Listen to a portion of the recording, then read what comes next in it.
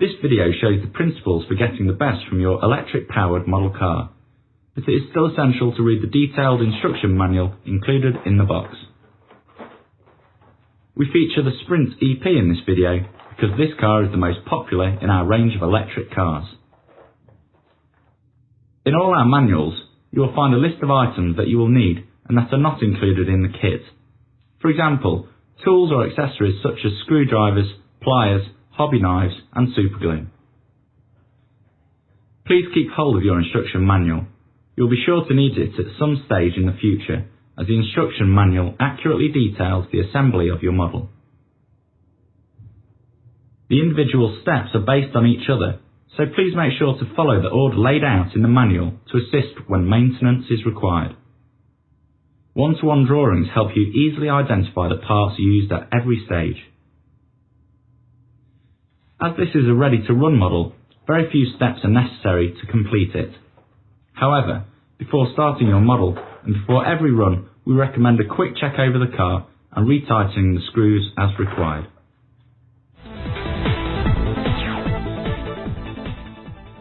To run your model, you will need AA batteries for the transmitter. For highest reliability, we recommend rechargeable batteries, which are widely available with dedicated chargers. Here we are using a mains powered charger connected to the jack in the transmitter. Always follow the manufacturer's charging advice for the type of batteries you use. The first charge is best done overnight, so think ahead. To run your car, you'll need a 7.2 volt battery pack. This battery pack consists of 6 sub-C batteries.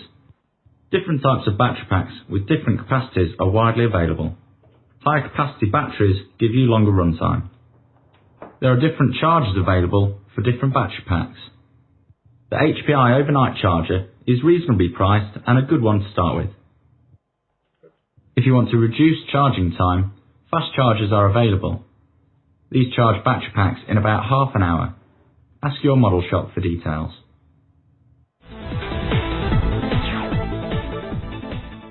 To prevent the tyres from coming loose while driving, they have to be glued to the wheels with superglue. Always use a thin superglue and observe the safety instructions on the packaging. Start with the outside of all 4 wheels. Lift the tyre slightly off the wheel and apply a drop of glue to the opening and let it run around the wheel. Turn the wheel a little and apply another drop. After the superglue has dried on the outside, repeat the gluing procedure on the inside of the tyres.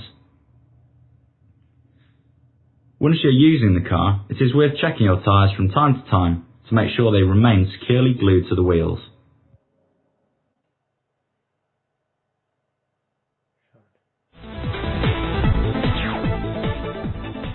Properly adjusted gear meshing is important for the performance of your car.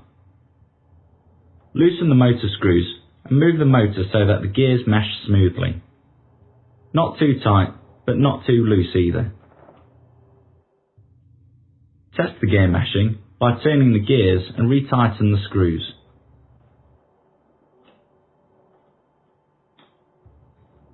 To control the gear meshing, you can push a small piece of paper through the gears.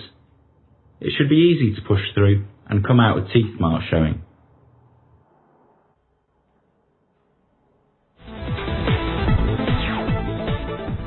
Now it's time to leave the workshop and get outside to run the car. For your first driving exercises, you should choose an area as big as possible. Do not run your car on public streets or in confined spaces. It will soon be time to drive the car for the first time, but first some checks that you should get into the habit of doing each time before you use your car and before you start driving. First, look to see if anyone else is driving a model car in the area where you want to drive. If there are other model cars being used, ask the drivers what radio frequency they are using.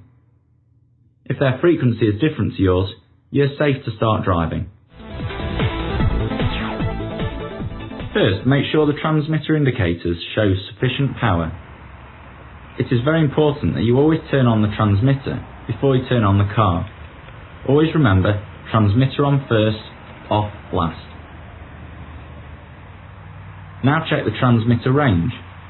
Holding the transmitter, Move away from your car and check if steering and throttle response are working properly. Never start running if you notice any radio interference. This would make you lose control over your model, which could cause serious damage to your model and possibly injury to you or others. Most common causes of interference are when two cars are using the same radio frequency. If that is the case, you will need to wait until the other transmitter is turned off. It is also possible to buy alternative crystal sets so you can avoid interference when driving with others. The other main cause is low transmitter battery power. If these are not the causes of radio interference, you should consult your RC car dealer. Now it's time to run your model for the first time. Centre the steering using the trim on the transmitter. The car should run straight without touching the steering wheel. Try these exercises to improve your racing skills. Set up a race course with 2 HPI track markings. Drive in wide circles around the markings, and then change to driving in figure of 8s. Start at a low speed and get faster as your driving gets more confident. To make it more challenging, you can add a 3rd track marker or even more and try driving a slalom course. You will soon see how your driving skills improve and you'll soon be ready for some serious racing. If you want to know more about RC racing, why not watch our HPI racing video, which will show you some guidelines to getting racing. For now, enjoy your HPI model car and have fun.